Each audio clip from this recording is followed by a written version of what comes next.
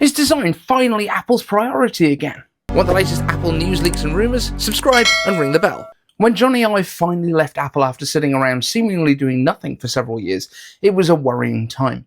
Hankey took the industrial design chief role until early 2023, when the role itself was eliminated. Instead, the whole design team began reporting to Chief Operating Officer Jeff Williams. This year, however, Apple looks to be far more focused on design than it has been for quite some time, and the design direction seems to be once again consistent between hardware and software based on the most recent leaks. Previously, we saw Apple's Aqua design language for software, which reflected the coloured plastics and translucent colours of the iconic iMac G3 and the iBook, so juicy you could eat them. But when Macs got their Aluminium era, so did the software. Just check out how gaudy this brushed Aluminium iTunes interface looked.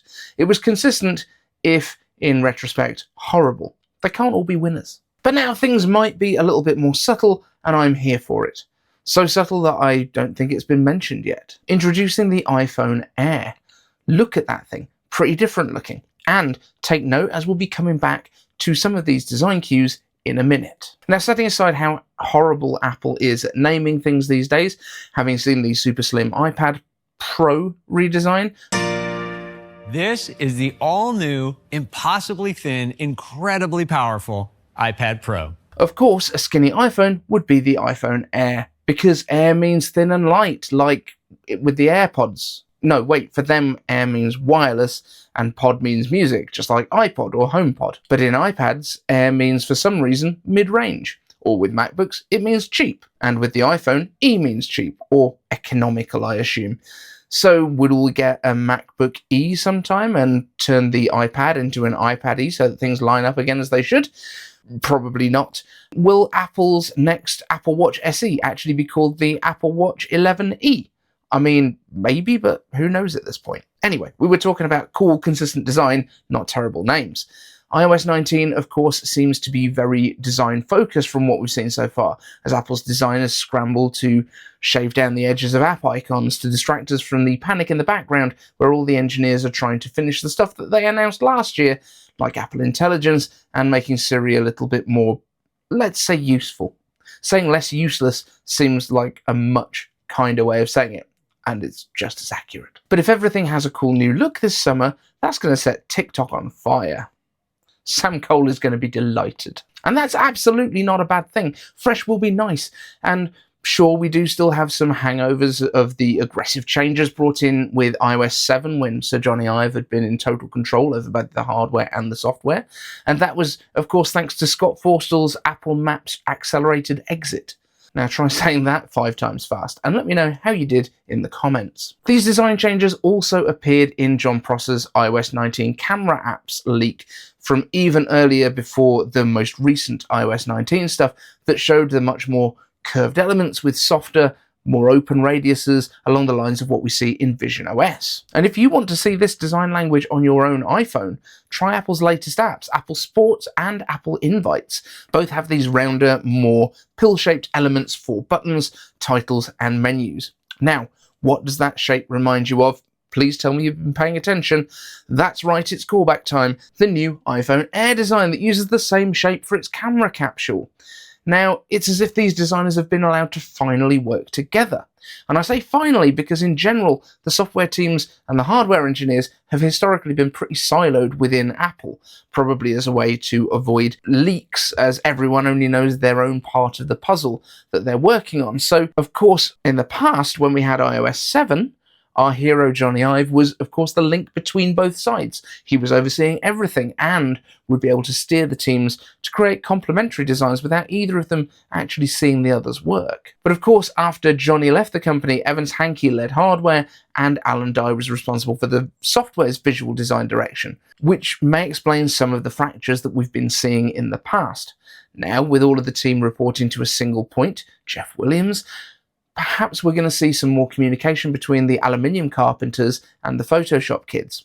We can only hope. Because it's not just the iPhone Air that's getting a pretty clear change in the looks department this year.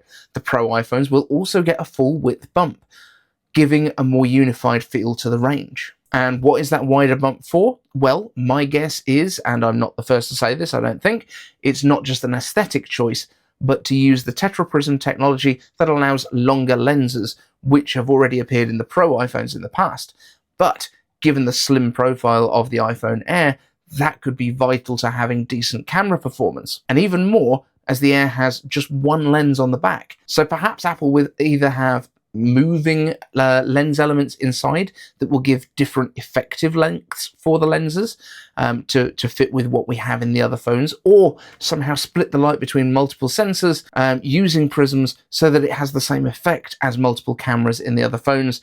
But we'll need to wait until September for confirmation of this, or of course an epic leak closer to the time. Gizmodo, where are you when we need you? But yeah, there's honestly very little news of what the new version of iOS will be bringing this year beyond these design visual changes. Apple Intelligence would probably be where Apple would love to add stuff, if only they'd finished last year's homework. So maybe we see a couple of new styles in Image Playground alongside the 3 that we have now. Maybe some expansion of Genmoji, as that's one of the most used parts of Apple Intelligence as it is. Health, as usual, is looking to be getting some expansion, with AI being used to make more sense of the data that Apple Health is collecting, which has been pretty much mooted as either an AI coach or a doctor. But one thing that I've seen on Mac Rumors which terrifies me is the idea of Stage Manager on the iPhone. What now? What an awful idea. It's terrible on the iPad, although the rumors state that it could be a little bit more like Dex, which you get on Samsung phones, which allows you to have multiple apps on screen when connected via USB-C on those newer iPhones to an external display. Perhaps the iPhone screen then acts as a trackpad or pops up a keyboard for text input, a la Apple TV's remote function. I could see that being kind of handy at times, but how often are you out and about just with access to a big old screen and no computer, no laptop? That doesn't seem like a regular thing, but I could be completely off the mark. I can't see it becoming like your regular computer. Finally, it does look like the iPhone XS, the Tennis Match, and the XR will lose support, making the iPhone 11 the oldest supported handset.